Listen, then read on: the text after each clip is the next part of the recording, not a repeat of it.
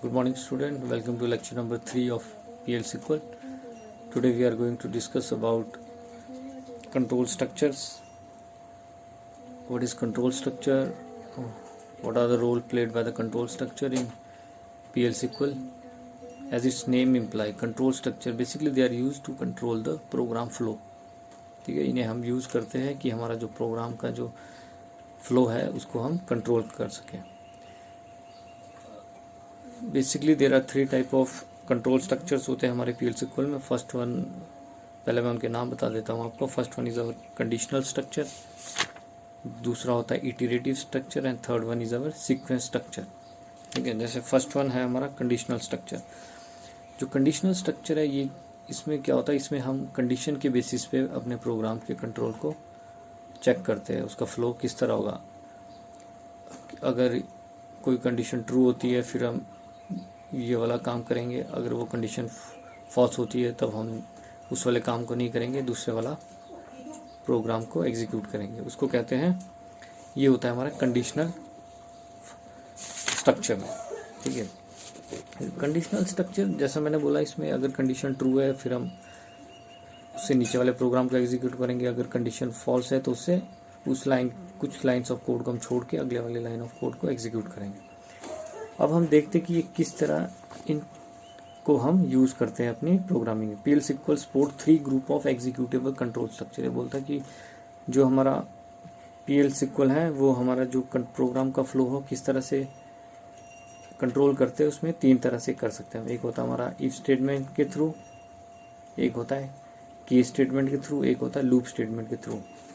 अब हम सबसे पहले हम डिस्कस करेंगे इफ स्टेटमेंट. ठीक है, इफ स्टेटमेंट बेसिकली होती है कंडीशनल स्ट्रक्चर. मैं बात कर रहा हूँ कंडीशनल स्ट्रक्चर. इसको इम्प्लीमेंट कैसे करना है, इसको इम्प्लीमेंट करते हैं हम PL SQL में with the help of if statement. If statement जैसे इसका नाम बता रही है, स्टेटमेंट क्या बोलती है, इफ के बाद हम कोई कंडीशन बताते हैं, अगर वो कंडीशन ट्रू है देन उसके बाद उसके वाले प्रोग्राम को एग्जीक्यूट करो. ठीक है, इसका सिंटैक्स मैंने आपके साथ शेयर किया हुआ, उसमें देख लेना है कि इसका कैसे होगा. इसमें क्या होता है, इफ के बाद हमेशा कंडीशन आती है, कंडीशन ट्रू है देन उसके बाद कीवर्ड आता है देन, और उसके बाद आता है सीक्वेंस ऑफ स्टेटमेंट जो हमने एग्जीक्यूट करनी है, और उसके बाद लास्ट में आता है एंड इफ. ये हमारा होता है इफ स्टेटमेंट. ठीक है, इफ स्टेटमेंट ये बेसिकली आती है किसमें, कंडीशनल स्ट्रक्चर में. ठीक है, इसमें सिंपल है, पहले इफ लिखना है, उसके बाद कंडीशन लिखनी है, उसके बाद देन कीवर्ड लिखना है, फिर बीच में जो भी सिक्वल स्टेटमेंट हम एग्जीक्यूट करना चाहते हैं उनको लिखना है, और लास्ट में लिखना है एंड इफ. इस तरह हमारा इफ स्टेटमेंट तैयार हो जाती है. ठीक, इफ कई तरह की होती है. इफ स्टेटमेंट ये तो एक सिंपल इफ स्टेटमेंट थी, इफ देन एंड इफ बोलते हैं हम इसको. और एक इसका दूसरा टाइप होता है if then else if end if. इसमें क्या होता है, ठीक है, अब हम बात करते हैं if then else end if. इसमें क्या होता है, इफ के बाद आती है कंडीशन, इफ कंडीशन ट्रू है देन के बाद वाला जो भी सिक्वल स्टेटमेंट होगी वो एग्जीक्यूट होगी, और उसके बाद इसका एक और पार्ट होता है वो होता है एल्स पार्ट. एल्स पार्ट में भी हमारी कुछ सिक्वल स्टेटमेंट्स होगी वो एल्स, और उसके बाद हमारा लिखा जाता है लास्ट में एंड इफ. अब इसमें 2 चीज़ें होती है. इसमें अगर कंडीशन ट्रू हुई तो हमारा इफ वाला पार्ट चलेगा, अगर कंडीशन फॉल्स हुई तो एल्स वाला पार्ट एग्जीक्यूट होगा. ठीक है, यहाँ पे दोनों पार्ट कभी भी एक साथ नहीं चलेंगे, इसमें से only one part will work, या तो इफ वाला चलेगा या एल्स इफ वाला. ठीक है, ये होता है हमारा इफ एल्स. अब इसी तरह की इसका तीसरा टाइप है if then else if else end if. इसमें क्या होता है, इसमें हम 2 कंडीशनें चेक करते हैं. एक तो हमारी इफ वाले पार्ट में चेक होती है, और दूसरी हमारी एल्स इफ वाले पार्ट में भी कंडीशन हम लिखते हैं वो चेक होती है.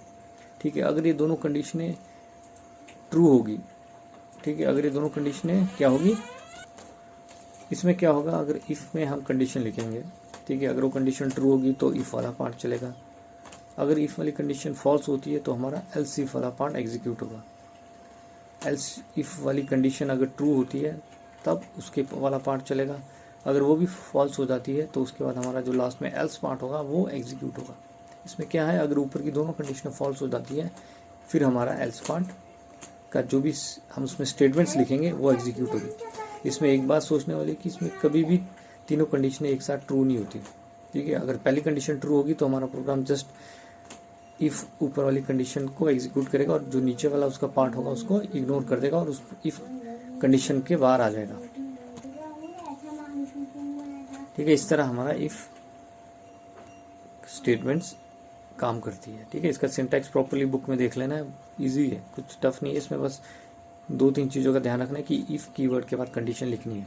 ठीक है, और एक चीज़ याद रखनी है कि जो कंडीशन का जो कंडीशन होगी उसमें क्या होगा, एक्सप्रेशन भी हो सकती है। वो एक्सप्रेशन हमें क्या रिटर्न देगी, या ट्रू बोलेगी या फॉल्स। अगर वो ट्रू होगी तो इफ़ चलेगी, अगर वो फॉल्स आएगा तो उसका मतलब क्या होगा, वो रन नहीं होगी।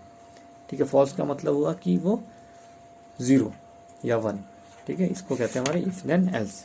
ठीक है, इसका सिंटैक्स बड़ा सिंपल है, बुक में देख लेना है, तो मैं इसको अच्छी तरह से एक्सप्लेन किया हुआ है। अब हम इसके बाद बात करेंगे इटरेशंस की, कि जो हमारी इटरेटिव कंट्रोल्स क्या होते हैं। इटरेटिव कंट्रोल बेसिकली हम उनको बोलते हैं जो अपने को रिपीट करते हैं। ठीक है, इटरेशन का मतलब है जैसे किसी चीज़ को हम बार बार रिपीट करना चाहते हैं। जैसे मैंने एक प्रोग्राम बनाया है एडिंग 2 नंबर, मैं चाहता हूँ कि 1 से 10 के बीच सारे नंबर ऐड हो, तो हम नहीं चाहते कि बार बार हम उस प्रोग्राम को रन करें, हम चाहते कि वो प्रोग्राम एक ही बारी में 10 के 10 नंबर ऐड कर दे। उसको कहते हैं इटरेशन, एक ही चीज़ को बार बार रिपीट करना। इसी काम के लिए हमारे पास PL SQL में 3 स्टेटमेंट्स प्रोवाइड कराएगी। एक है सिंपल लूप स्टेटमेंट, दूसरी है for loop, and third one is while loop. ठीक है, वाइल लूप। अब जैसे हमारी है लूप, फर्स्ट है सिंपल लूप स्टेटमेंट। सिंपल, ये लूप्स का काम तीनों का एक है। ठीक है, काम इन्होंने एक ही करना है कि एक ही चीज़ को बार बार हम रिपीट कर सकते हैं, बट इनका जो the way of doing is different. जो सिंपल कंडीशन है वो उसका तरीका कुछ अलग है काम करने का, जो फॉर लूप है उसका कुछ अलग है, उसका सिंटैक्स अलग है। ठीक है, सिंटैक्स थोड़ा डिफरेंट होगा इन सब का। ठीक है, अब मैं पहले बात करता हूँ PL SQL बेसिक लूप, या उनको बोलते हैं simple loop. In this loop structure sequence of statement is enclosed between the loop and the end loop. इसमें क्या होता है, जो हमारा जिस प्रोग्राम को या जिस SQL स्टेटमेंट को हम बार बार रिपीट करना चाहते हैं उनको लिखा जाता है किसके बीच में, लूप। सबसे पहले लिखेंगे ऊपर लूप, और उसके बीच में SQL की स्टेटमेंट जो भी हमने लिखनी है, सिलेक्ट स्टेटमेंट, इंसर्ट स्टेटमेंट या डिलीट स्टेटमेंट, जो भी स्टेटमेंट, DML, DDL। ठीक है, उसके बाद उसको जब बीच की हमने स्टेटमेंट लिख दी, उसके बाद हम लास्ट में लिखते हैं एंड लूप। इसका मतलब है जो बीच में, जो लूप के बीच का पार्ट है वो बार बार रिपीट होता रहेगा। कब तक रिपीट होगा, जब तक वो कंडीशन ट्रू होगी। ठीक है, इसलिए लूप में भी हमें कंडीशन चेक करनी पड़ती है। ठीक है, जब तक वो कंडीशन ट्रू है लूप चलती रहेगी, जब वो कंडीशन फॉल्स हो जाएगी वो लूप हमारी एग्जीक्यूट होना बंद हो जाएगी। ठीक है, या उसको हम बोल सकते हैं कि हमारी जो लूप है वो स्टॉप हो जाएगी। ठीक है, इस तरह हमारी लूप्स काम करती है। अब जो वाइल लूप है, वाइल लूप भी इसी तरह काम करती है। इसका सिंटैक्स मैंने आपके साथ शेयर किया नोट, उसमें देख लेना इनका सिंटैक्स प्रॉपर्ली। ठीक है, इनका सिंटैक्स मेन है हमारा कि इनको यूज़ कैसे करना है, और इनके प्रोग्राम्स हमारी बुक्स में दिए गए, काफ़ी सारे, उनकी प्रैक्टिस कर लेनी है कि किस तरह यूज़ हो रहे हैं। ठीक है, सिंटैक्स मैंने एक्सप्लेन कर दिया कि जो भी पार्ट हमने रिपीट करना है उसको किस में लिखना है, लूप और एंड लूप के बीच में, बॉडी के बीच में। ठीक है, और जो हमारी वाइल लूप है, वाइल लूप में क्या होता है, लूप से पहले हम एक वर्ड लिखते हैं, कीवर्ड होता है वाइल, और वाइल के बाद लिखते हैं कंडीशन। अगर वो कंडीशन ट्रू होती है तो लूप चलेगी, अगर वो कंडीशन फॉल्स होती है तो लूप नहीं चलेगी।